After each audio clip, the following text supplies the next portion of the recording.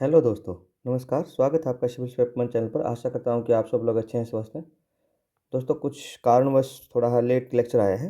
हालांकि मुझे पहले लेके आना चाहिए था और हम थोड़ा इसमें पीछे रह गए हैं, तो इसको थोड़ा फास्ट करेंगे और ज़्यादा कोशिश करूँगा जल्दी से जल्दी उसी टाइम पे मैं सारा सिलेबस ख़त्म करा दूँ ईपीएफओ का। अब मैं इससे पहले मैं न्यू कोड सारे करा चुका हूँ, उसमें 2 लेक्चर पड़े हुए हैं दोस्तों, दोनों देख लेना। उसकी पीडीएफ है जो टेलीग्राम जो डिस्क्रिप्शन बॉक्स में दिया होता है हर वीडियो के नीचे, उसमें डली हुई है, ठीक है। और अभी मैं आज ये टाइप ऑफ रिटायरमेंट स्कीम्स करता हूँ, उनके फीचर्स क्या हैं वो थोड़ा-थोड़ा देख लेंगे। इसमें से थ्योरेटिकल पार्ट है थोड़ा, और एक 2-3 स्कीम्स अच्छी-अच्छी डिस्कस की गई हैं, वो आप देख लेना। एग्ज़ाम के लिए इतना इंपॉर्टेंट है क्योंकि ईपीएफओ की स्कीम है, तो आप ये मानिए 2 से 3 क्वेश्चन इसके सही से पक्का आएँगे, ठीक है। तो देखते हैं type of retirement schemes and their features. Introduction क्या होता है कि टाइप रिटायरमेंट स्कीम क्या होता है? लॉन्ग टर्म फाइनेंशियल इंस्ट्रूमेंट होता है। Statutory provisions aimed at ensuring income security welfare for employees after retirement, disability and death. ये सिंपल डेफिनेशन है कि मतलब इंट्रोडक्शन है कि भाई एक स्टैट्यूटरी प्रोविजंस होते हैं, एक्ट बना के इसको किया गया होता है। फाइनेंशियल इंस्ट्रूमेंट होते हैं जो आपके रिटायरमेंट के बाद, डिसेबिलिटी के बाद, डेथ के बाद आपके वेलफेयर और सिक्योरिटी के लिए किए जाते हैं, ठीक है। और ये देखिए सिस्टमेटिक सेविंग स्कीम होती है, design to provide financial support to individual post retirement. Objective क्या होता है ये पूछने वाला नहीं है कोई भी, फिर भी एक बार क्या होता है थोड़ा रफ आइडिया के लिए हम देख लेते हैं। Provide income continuity post retirement, promote saving and financial disciplines, other tax benefits, ensure social and family security. Classification क्या है रिटायरमेंट स्कीम्स का? देखो कुछ कुछ तो होती हैं एम्प्लॉयमेंट बेस्ड होती हैं, फिर कुछ होती हैं इंश्योरेंस बेस्ड होती हैं, और फिर government sponsored special social security schemes होती हैं। इसमें जो हमारी ये वाली है इस पे हमारा पूरा फोकस रहेगा, थोड़ा डेप्थ में पढ़ेंगे, बाकी ये भी हम देख लेंगे। जैसे इंश्योरेंस में क्या होता है, एलआईसी एन्युटी प्लान्स हुए, एनपीएस हुआ, अटल पेंशन स्कीम हुआ। उसके बाद जो government sponsored social security schemes हैं, जैसे प्रधानमंत्री जन धन योजना है, सुरक्षा बीमा योजना है, जीवन ज्योति योजना है, ठीक है। तो इस तरीके से आप देखेंगे, ठीक है। उसके बाद हम देखते हैं एम्प्लॉयमेंट बेस्ड रिटायरमेंट स्कीम, जो हमारा पहला है उसको देखते हैं। और इसमें क्या है, स्टेटूटरी एंड कंट्रीब्यूटरी स्कीम है। करता कौन है? ईपीएफओ, जिसका हम एग्ज़ाम दे रहे हैं ये वाला, ठीक है। Ministry of labour and employment के अंडर ये आती है, ये इसको एडमिनिस्ट्रेट करता है। 20 से ज़्यादा एम्प्लॉय होने चाहिए एस्टेब्लिशमेंट में एम्प्लॉयमेंट प्रोविडेंट फंड के लिए। मैं आपको बता देता हूँ इसका थोड़ा एक बड़ा डिफरेंस देखिए। एम्प्लॉयमेंट प्रोविडेंट फंड और एक होता है एम्प्लॉयमेंट पेंशन स्कीम, ठीक है। इन दोनों को याद रखिए, दोनों ईपीएफओ मैनेज करता है। पैसे का कंट्रीब्यूशन बताता हूँ मैं आपको, थोड़ा आगे आगे चल के बताएंगे कि जो 12%, देखो इधर लिखा है, ये देखिए इधर, ये 12% बेसिक का एम्प्लॉय देगा plus DA, basic plus DA का एम्प्लॉय देगा, और एम्प्लॉयर भी 12% देगा, जिसमें से 8.33% जाएगा ईपीएस में, पेंशन स्कीम में, और 3.67% जाएगा ईपीएफ में। इसको आप थोड़ा अच्छे से ध्यान कर लीजिएगा। और जो ईपीएस में है वो मैक्सिमम जाएगा 1250। देखो मैं आपको एक एग्जांपल से समझाता हूँ। इधर मान लो आपका 20,000 रुपये सैलरी है, उसका 12% कितना बनेगा? 2400 रुपये। ये एम्प्लॉय की तरफ से जाएगा किस में? ये जाएगा एम्प्लॉय की तरफ से जाएगा आपका ईपीएफ में, ठीक है। ये ईपीएफ स्कीम है ना, ये ईपीएफ में जाएगा, ईपीएफ। और इसको आप इसका अगर आप 8.33% लोगे 20 का, तो ये 1600 कुछ बनेगा, मतलब ज़्यादा बनेगा। लेकिन इसमें जो ईपीएस की जो मैक्सिमम लिमिट है ये कितनी है? 1250। तो ये 1250 ईपीएस में जाएगा, एम्प्लॉयमेंट पेंशन स्कीम में जाएगा एम्प्लॉयर साइड से, एम्प्लॉयर का 1250, ठीक है। और जो रिमेनिंग अमाउंट बच गया 2400 में से माइनस 1250 करेंगे, ठीक है, 1150, ये वाला पैसा भी कहाँ जाएगा? ये वाला भी ईपीएफ में जाएगा। तो समझ गए आप बात? ईपीएफ में कौन कौन सा पैसा आएगा? पेन दूसरा ले लेते हैं दोस्तों, ताकि पहले लिखा है और उसमें थोड़ा डिफरेंस रहे। समझे आप बात? मैंने 20,000 रुपये का एग्जाम्पल लेके समझाया है, क्योंकि ये जो मैक्सिमम लिमिट है 15,000 रुपये, 8.33% जो ईपीएस का है, ये 15,000 रुपये सेट की गई है। रेस्ट मनी जो जाएगी वो ईपीएफ में जाएगी, ठीक है। क्लियर हो गया ना दोस्तों? ये एक बार दोबारा समझा दूँ? दोबारा समझा देता हूँ। 20,000 का एम्प्लॉय का 12%, 2400 रुपये जाएगा किस में? ईपीएफ में, ईपीएफ में। और 2400 रुपये इधर एम्प्लॉयर साइड भी बनेंगे। इसका मैक्सिमम 1250, क्योंकि ज़्यादा बन रहा था इसका 8.3% तो ज़्यादा बन रहा है। ठीक है, 8.3% तो ज़्यादा बन रहा है ना इसका, 1600 कुछ बनेगा तो, लेकिन इसका 1250 मैक्सिमम ये जाएगा ईपीएस में, और जो बचा अमाउंट 1150 वो आ जाएगा ईपीएफ में। ठीक है, अब आपको ये क्लियर हो गया है मेरे हिसाब से ना। ठीक है, और अगर 20 से कम एम्प्लॉई हैं तो 10% जाएगा। ठीक है, और 10% में भी डिवीजन कैसे रहेगा, 8.3% तो ईपीएस वाला रहेगा और 1.67% ईपीएफ वाला रहेगा। ठीक है, ये 3.67 से घट के ये 1.67 हो जाएगा अगर 20 से कम एम्प्लॉय हैं। और ये पैसा इन्वेस्ट कहाँ करती है, ये पैसा इन्वेस्ट होता है आपका invest money in debt and equity. ठीक है, ये भी याद रखिएगा। और उसके बाद क्या है, पार्शियल विड्रॉल अलाउड होता है for housing, marriage, education, medical emergency. ये पूछा जा सकता है कि क्या पार्शियल पैसा विड्रॉल अलाउड है, तो वो अलाउड होता है। ठीक है, उसके बाद क्या है, ये एग्जम्प्ट रिजीम के अंडर ये इसका टैक्स, इसका वो आता है टैक्स ट्रीटमेंट क्या है, एग्जाम ट्रिपल ई इसको स्टेटस मिला हुआ है। ठीक है, और एक पोर्टेबल क्या होता है, यूनिवर्सल अकाउंट नंबर होता है, enables portable across the jobs. एक यूनिवर्सल अकाउंट नंबर मिल जाता है अगर आप जॉब बदल रहे हो, जो मान लो कोई आज मिनिस्ट्री ऑफ माइंस में काम कर रहा है, कल कोई मिनिस्ट्री ऑफ सोशल स्किल्स में काम कर रहा है, तो उसका ये अकाउंट ट्रांसफर हो जाता है, जितना पैसा उसका ईपीएफ ईपीएस में पड़ा है वो कैरी फॉरवर्ड होता रहता है। ठीक है, इतना आप समझिए। ठीक, उसके बाद आगे देखते हैं, आप वॉलेंट्री एम्प्लॉय जो होता है ना, वो वॉलेंट्री भी बियॉन्ड 12% भी जमा करा सकता है, एम्प्लॉयर पे कोई कंडीशन नहीं है। ठीक है, इंटरेस्ट एज पर ईपीएफ, जितना ईपीएफ का इंटरेस्ट होता है उतना ही आपको इंटरेस्ट मिलता है वॉलेंट्री कंट्रीब्यूशन पर। और टैक्स बेनिफिट होते हैं एटीसी के अंडर, 1.5 लाख तक की लिमिट होती है। ठीक है, और अगर सैलरी 15,000 से कम है, क्या है, सैलरी अगर 15,000 से कम है तो मैंडेटरीली ओपन है आपका ईपीएफ अकाउंट। अदर जो है, अगर ज़्यादा पैसा है तो वो एपीएफसी की परमिशन से कर सकते हो। एपीएफसी कौन है, असिस्टेंट प्रोविडेंट फंड कमिश्नर, है ना, जिसके लिए अपन ये एग्ज़ाम दे रहे हैं। इसमें एपीएफसी की भी पोस्ट आते हैं, तो ये ग्रुप ए ऑफिसर होता है लेवल 10 पे। ठीक है, ये मैंने इधर बता ही दिया आपको सारा। उसके अलावा देखते हैं कुछ और बचा। यूनिवर्सल अकाउंट नंबर तो है ही, मैंडेटरी है फॉर ऑल एम्प्लॉय, ताकि स्विचिंग ऑफ जॉब्स हो जाए। और 90% of the money can be withdrawn, house land loan कहीं ले रहे हो, विद नो इंटरेस्ट, कोई इंटरेस्ट उस पर देना नहीं पड़ेगा। ठीक है, और ईपीएफ में इंटरेस्ट रेट कितना मिलता है, 8.25%। ठीक है, और if less than 5 years of the service ये टैक्स किया जाएगा, अदरवाइज ये टैक्स फ्री मैच्योरिटी होती है। अगर आपको बाद में जितना भी पैसा मिलता है रिटायरमेंट के बाद, आफ्टर 55 की एज के बाद जितना भी मिलता है वो आपका क्या होता है सारा, बताओ, वो आपका टैक्स फ्री होता है। ठीक है, इसके अलावा दोस्तों शायद इसमें कुछ बचा नहीं है, इसमें हमने जितना भी था मोटा मोटा कर लिया है। ठीक है, उसके बाद है ईपीएस, इसकी तो हम बात कर ही चुके हैं, इसको भी ऑल ईपीएफ मेंबर्स करते हैं। 8.3% ऑफ द बेसिक्स डीए का एम्प्लॉयर जो होता है ना, उसका 8.33% ऑफ उसका बेसिक प्लस डीए कंट्रीब्यूट करता है 12% शेयर में से। वो ऊपर सारी बातें हो चुकी हैं। एम्प्लॉई कंट्रीब्यूशन नील होता है, एम्प्लॉयर की साइड से इसमें कंट्रीब्यूशन होता है। और एलिजिबिलिटी क्या होती है, मिनिमम 10 ईयर्स ऑफ सर्विस होने चाहिए, और इसमें एज है 58 ईयर्स। ठीक है, पेंशन वाले में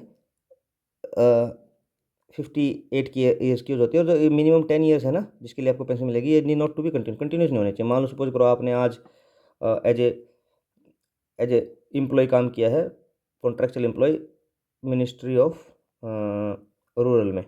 ठीक है, बीच में आपने 3-4 महीने का गैप ले लिया, फिर आप गए मिनिस्ट्री ऑफ होम अफेयर में, फिर आप किसी और में गए, फिर आप किसी डिपार्टमेंट, तो ये बीच में जो गैप है ये कंटिन्यूस होना ज़रूरी नहीं है। ये सारे मिला के जो नंबर ऑफ जॉब्स है ना, ये 10 ईयर्स होना चाहिए। ठीक है, कंटिन्यूस होना ज़रूरी नहीं है, पर वही है कि 10 ईयर्स आपका मिनिमम जॉब होना चाहिए। और अर्ली पेंशन मिल सकती है आपको 50 साल की एज के बाद, आप स्टार्ट कर सकते हो। और लेकिन उसके बाद रिडक्शन स्टार्ट होगा। जैसे मान लो फॉर एग्जांपल मैं आपको बताता हूँ, 4% पर ईयर का रिडक्शन होता है। मान लो आपका 100 रुपया है, परसेंट के ईजी हो जाए इसलिए मैं बता रहा हूँ। आपका 100 रुपया आपको मिलेगा रिटायरमेंट पे, है ना। अगर आप ले रहे हो 55 में, तो 3 साल पहले ले रहे हो, 4% अच्छा आती है, 12% कम हो जाएगा, तो 88% आपको मिल जाएगा। ऐसे ही फिर आप मान लो 50 की एज में लेते हो तो 16% आपका कम हो जाएगा, नहीं सॉरी 32%, 8 है ना, 8 ईयर है, 8 चौका 32%, तो कितना मिल जाएगा, 68% आपको मिल जाएगा पेंशन। ठीक है, तो इतना भी आप इसमें याद रख सकते हो कि 4% के पर ईयर के साथ रिड्यूसिंग आपको मिलेगा। ठीक है, और कैन बी अप टू, अच्छा हाँ, और 4% के इंक्रीमेंट के साथ आप इसको पोस्ट भी कर सकते हो, 60 साल तक भी आप कंट्रीब्यूशन कर सकते हो, 60 साल भी आप बढ़ा सकते हो, वही 4% का इंक्रीज हो जाएगा। मान लो अभी आपको मिल रहा था 100, तो 60 की उम्र में मिल जाएगा 108%। ठीक है, ये भी कर सकते हो। और फॉर्मूला क्या है पेंशन का, पेंशन मिलेगी पेंशनेबल सैलरी, ठीक है, गुना में सर्विस डिवाइड बाय 70, और पेंशनेबल सैलरी है 15,000 पर मंथ। ठीक है, सीलिंग है ये, जैसे सीलिंग लगा दी और आपकी 20 साल की सर्विस है तो 15,000 गुना में 20 डिवाइड बाय 70, तो ये आएगा इतना 4,285। ठीक है, और ये होता है टैक्सेबल, लमसम एंड पेंशन दोनों। ठीक है, मिनिमम मंथली पेंशन होनी चाहिए 1,000 रुपये, तो होनी ही होनी चाहिए, 1,000 रुपये तो मिनिमम पेंशन होनी ही चाहिए। ठीक है, ये आपने निकालना आ गया। मान लो आपको मैं बोल दूँ आपकी पेंशनेबल सैलरी 20,000 है, तो तब भी आपको 15 ही लेनी है। ठीक है, उसी हिसाब से देख लीजिएगा इसको। ठीक, और देखते हैं दोस्तों इसमें क्या है। जैसे automatic family pension on members death, उसके मेंबर की डेथ पे क्या है, वाइफ क्या है, टिल वो दूसरी शादी करती है या मर जाती है तब तक उसको पैसा मिलेगा नॉमिनी करो। बच्चे, 2 बच्चों तक, वो 25 साल की एज जब तक अटेन करते हैं तब तक बच्चों को पैसा मिल जाएगा। और ये 25% ऑफ द विडो पेंशन, अगर जो विडो है उसके 25% तक उसकी पेंशन का इनको मिलेगा। मान लो विडो को मिल रही है 100, तो इनको मिलेगी दोनों बच्चों को 25-25 रुपये, और 25 साल की उम्र तक मिलेगी। और अगर ऑर्फन है, मम्मी भी नहीं है और पापा भी नहीं है, मतलब ठीक है, तो उसको ऑर्फन को मिलेगी 75% ऑफ द विडो, जितनी विडो को मिलती है, मान लो विडो को 100 मिलती है तो उसको 75 रुपया मिलेगा, वही टिल द एज ऑफ 25। ये थोड़ा बहुत इसमें देख लेना, ये अच्छा पॉइंट है। ठीक है, और तो इसमें कुछ है नहीं दोस्तों।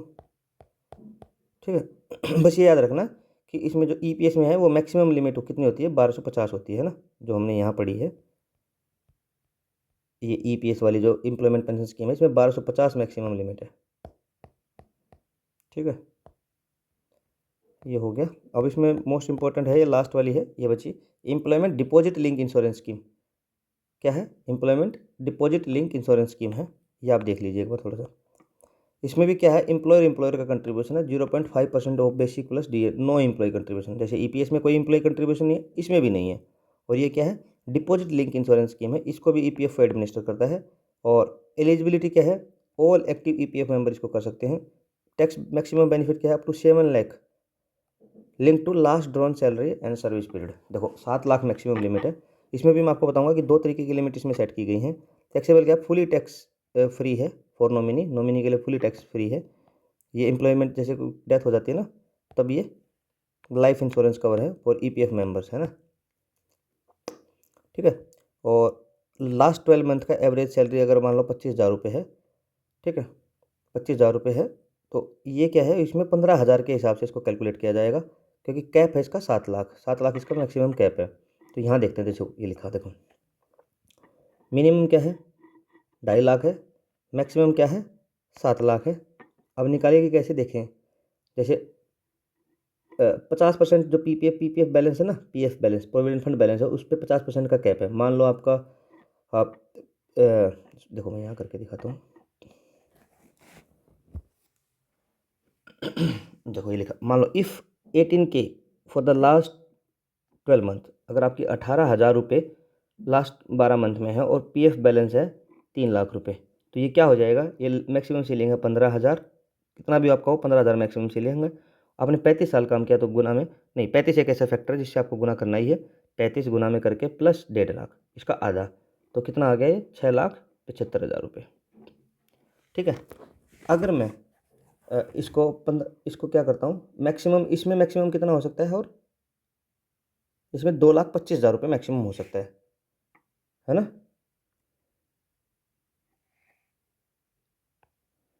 ठीक है। और इसका मैक्सिमम कैप कितना हो सकता है, जो पीएफ वाले का, इसका 1,75,000 है और इसका 15,000 मैक्सिमम। तो मैक्सिमम कितना मिल सकता है मैं आपको वो बता देता हूँ कैलकुलेट करके, थोड़ा आपको आसान हो जाएगा। 35 गुना में 15,000 गुना में 35 प्लस, अब ये कैप है 1,75,000 रुपये, 1,75,000 रुपये ये हो जाएगा। ठीक है। तो अब क्या करोगे, जीरो जीरो, ये जीरो, 15 5 75 का 5 5 असल 7 और 15 3 45 और 7 52, तो ये 5,25,000 रुपये का इसमें मैक्सिमम कैप है, प्लस 1,75,000 तो करोगे तो ये 7 लाख आ जाएगा। कितना आ जाएगा, 7 लाख। तो इस हिसाब से इसमें 15,000 का मैक्सिमम कैप है और इसमें 1,75,000 का मैक्सिमम कैप है। मान लो आपका पीएफ में पैसा पड़ा है कितना, पीएफ में पैसा पड़ा आपका 5 लाख। ठीक है। तो उसका 50% कितना आएगा, इधर 2.5 लाख ऐड होना है पर नहीं होना क्योंकि मैक्सिमम है 1,75,000। तो 7 लाख की इसमें मैक्सिमम लिमिट है, 2.5 लाख की इसमें मिनिमम लिमिट है। तो इसके बीच में आपको पैसा मिलेगा और बाकी आपकी सैलरी के हिसाब से निकाल लिया जाएगा। 35 इसमें एक फैक्टर है जिससे मल्टीप्लाई करना है जितनी आपकी सैलरी है। तो जैसे मान लो आपकी लास्ट ड्रॉन 25,000 है तो 25,000 से नहीं कैलकुलेट किया जाएगा। देखो इधर गलत था, ये गलत इसलिए किया जाएगा ताकि आपके माइंड में स्ट्राइक करें कि 25,000 से नहीं किया जाएगा, कैलकुलेशन होगा फिर 15K से, क्योंकि इसमें मैक्सिमम लिमिट ही 15K सेट किया गया है।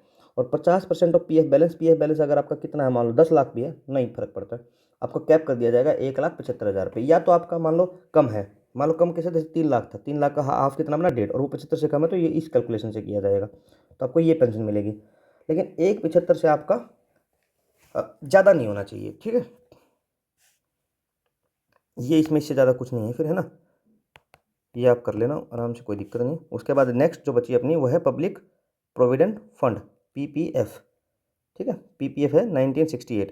ये क्या है, इसमें ईपीएफओ का लेना देना नहीं है। ये manage by government of India by the government saving bank act 1873 में, गवर्नमेंट सेविंग बैंक एक्ट है 1873 में, उसके से इसको मैनेज किया जाता है। लॉन्ग टर्म सेविंग है scheme for all individual not link to employees. ठीक है, सब इंडिविजुअल्स के लिए है पीपीएफ, है ना।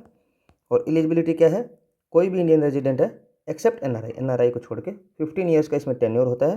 500 से 1.5 लाख रुपए पर ईयर आप इसमें जमा करा सकते हो। हर 5 साल के लिए एक्सटेंडेबल भी होता है, 5 साल का ब्लॉक होता है। 7.1% का इसमें अभी कंपाउंडेबल इंटरेस्ट मिलता है। ये हर क्वार्टर में रिवाइज भी किया जाता है, ये भी याद रखिएगा।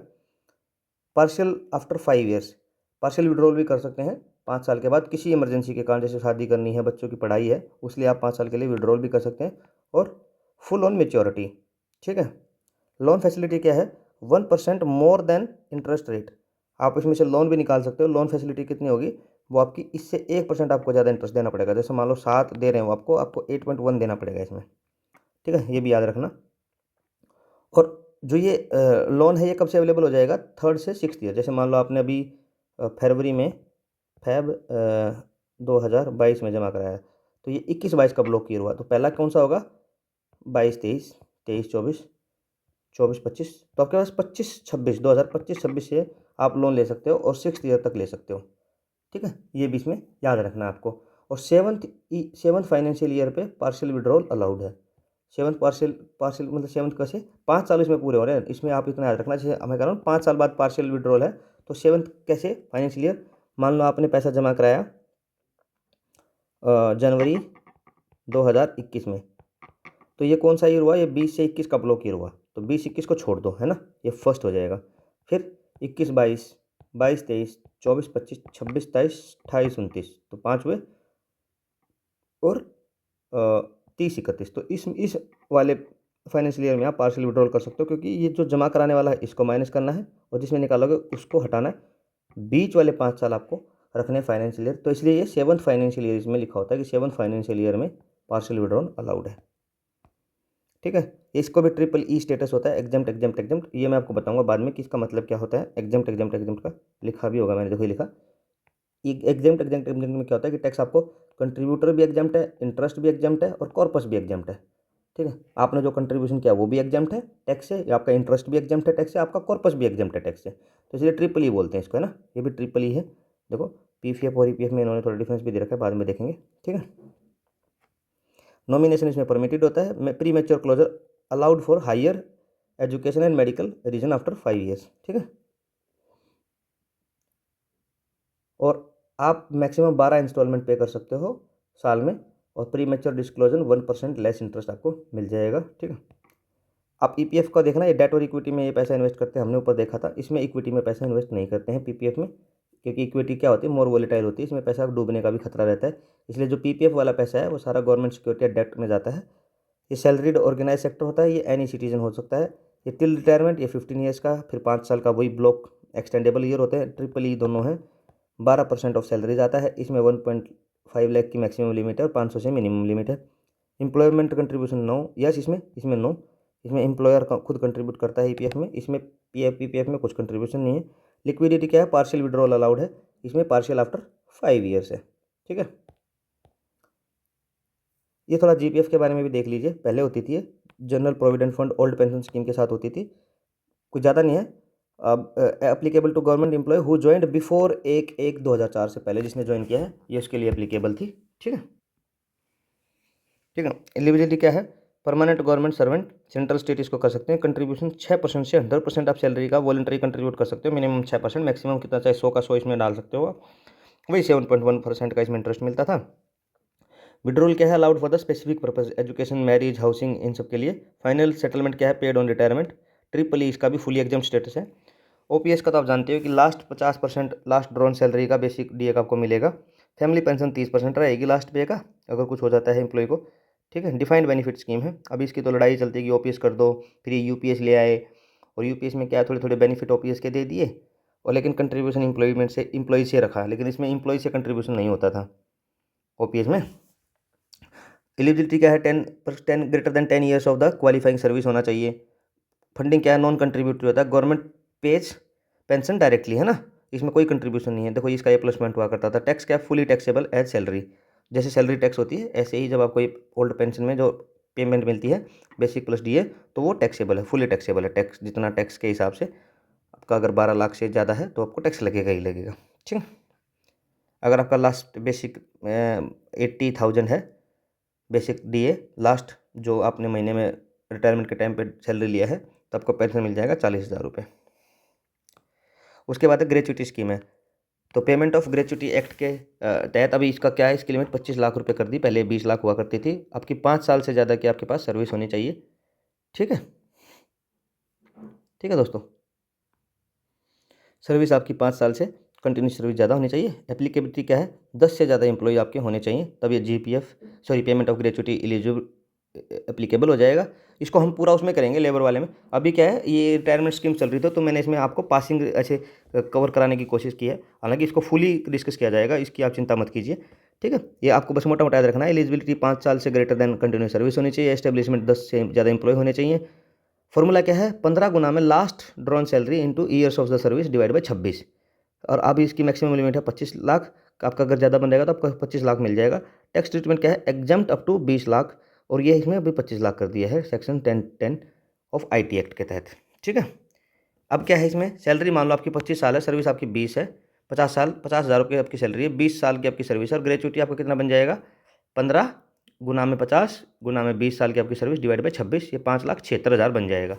तो ऐसे ही मान लो आपको मैक्सिमम एक एग्जाम्पल और करा के दिखाता हूँ, एक एग्जाम्पल और करा देता हूँ। जैसे फॉर एग्जाम्पल आपकी जो सैलरी है, लास्ट में सैलरी आपकी बन रही है 1 लाख रुपये। ठीक है, आपकी 30 साल की सर्विस है, और गुना में 15। ठीक है, 30 साल की सर्विस है, इसको 30 लाख नहीं है, इसको दोस्तों 2 लाख रखिए, इसको 2 लाख रुपये आप इसकी सैलरी रखिए। 26 साल की सर्विस रखिए, तब देखते हैं ना, 26 साल की सर्विस और डिवाइड बाई 26, तो 26 से 26 इसलिए मैंने 26 साल की सर्विस रखी है, तो ये कितना हो गया, 15, 30 लाख रुपये। लेकिन ये नहीं मिलेगा आपको, मैक्सिमम कितना मिलेगा, 25 लाख रुपये। मैं ये आपको कराना चाहता था कि अगर आपका 2 लाख रुपये आपकी सैलरी है, 15 आपका फैक्टर है जो मल्टीप्लाई होगा, 26 साल की सर्विस है ना, तो 26 से 26 डिवाइड होकर ये आपका 30 लाख बना, लेकिन इतना नहीं मिलेगा। मैक्सिमम इसमें है 25 लाख रुपये, और बाकी आप कैलकुलेशन के हिसाब से आपका कम बनेगा तो कम मिल जाएगा।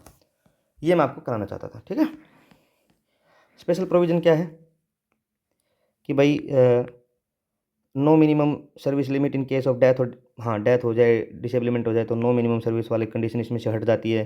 Payable on resignation, retirement, termination और death, employer must pay within 30 days, ये 30 दिन के अंदर अंदर उसको पेमेंट ऑफ ग्रेच्युटी एक्ट देना है, अदरवाइज उसको 10% पर एनम का इंटरेस्ट लग जाएगा।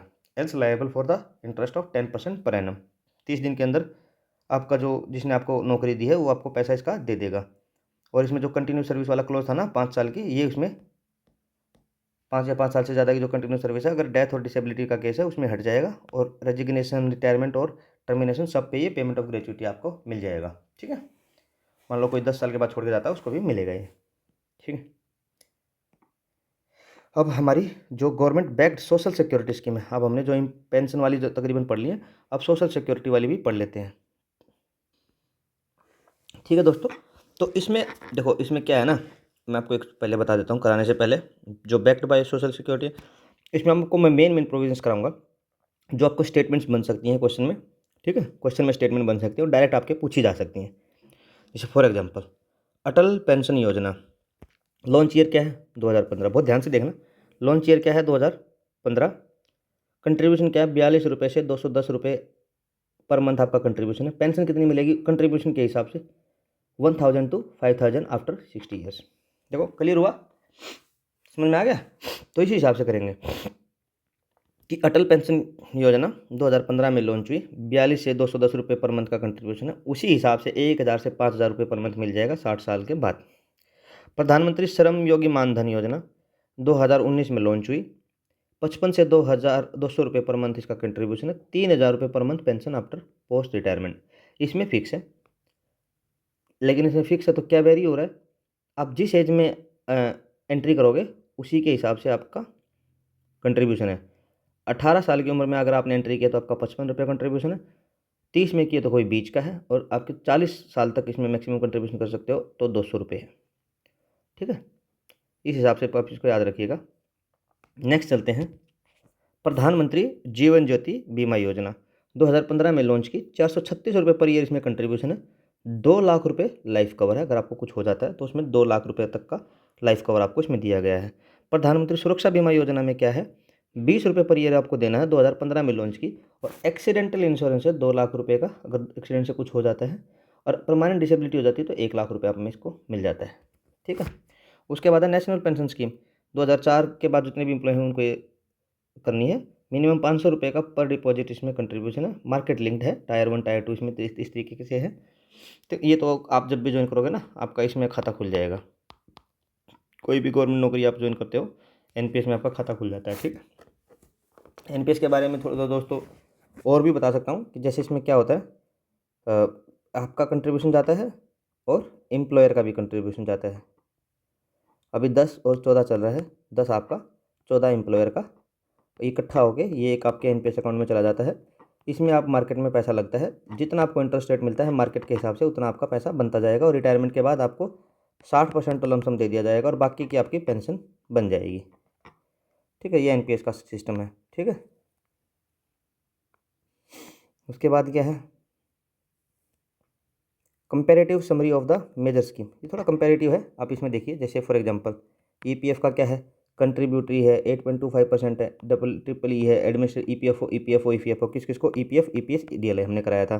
मिनिस्ट्री ऑफ फाइनेंस कराता है पीपीएफ को गवर्नमेंट ऑफ इंडिया, जो अपन जीपीएफ और ओपीएस को करता है गवर्नमेंट, ग्रेच्युटी को करता है एम्प्लॉयर जहाँ पर अपन नौकरी कर रहे हो।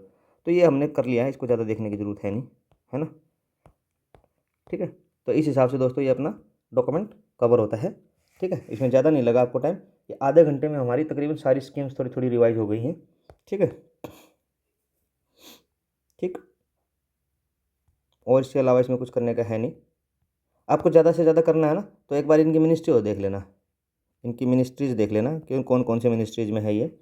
ठीक है, कौन कौन सी मिनिस्ट्रीज़ में है और इसका एंट्री एज क्या है, बस 2 कॉलम और ऐड कर लेना इसमें। ठीक है, नहीं तो मैं करा दूंगा बाद में, क्योंकि अभी मैंने इसके लिए डॉक्यूमेंट और भी तैयार किया हुआ है। समय मिला तो मैं स्कीम्स का डॉक्यूमेंट मैं खुद भी करा दूंगा। ठीक है दोस्तों, ज़्यादा से ज़्यादा शेयर कीजिए। और अभी क्या है ना, थोड़ा मैं सोचता हूँ रेगुलर कराने की सोचूंगा कि रेगुलर ऐसी ऐसी वीडियो आए ईपीएफओ में डायरेक्ट आपके यहाँ से क्वेश्चंस बनेगा। ठीक है, ये मेरा टाइप ऑफ रिटायरमेंट स्कीम्स का लेक्चर पूरा कंप्लीट होता है। इसमें मैं नेक्स्ट में कराऊंगा थोड़ा इंश्योरेंस स्कीम्स के बारे में कि टाइप ऑफ इंश्योरेंस स्कीम्स। ठीक है, तो इंश्योरेंस का थोड़ा थोड़ा थ्योरी देख लेंगे। फिर जो अपने जो मेन है स्टेटिस्टिक बचेगा और लेबर लॉज के एक्ट्स बचेंगे और सिक्योरिटी के एक्ट बचेंगे, वो हम कर लेंगे, कोई ज़्यादा नहीं है। एक लेक्चर में आपका रिटायरमेंट स्कीम्स खत्म, सॉरी वो इंश्योरेंस स्कीम्स खत्म, और 2 लेक्चर मैक्सिमम स्टेटिस्टिक्स के रख लेंगे, और बाकी एक्ट्स में लग जाएंगे 4-5 लेक्चर, ठीक है, 4 से 5, वही आधे आधे घंटे के, ज़्यादा नहीं। और ऐसे ही सिक्योरिटी के एक्ट में लग जाएंगे 3-4 लेक्चर, बस फिर अपना हो जाएगा। ठीक है, मिलते हैं दोस्तों अपनी नेक्स्ट क्लास में, अभी इतना कीजिए। ठीक है, धन्यवाद।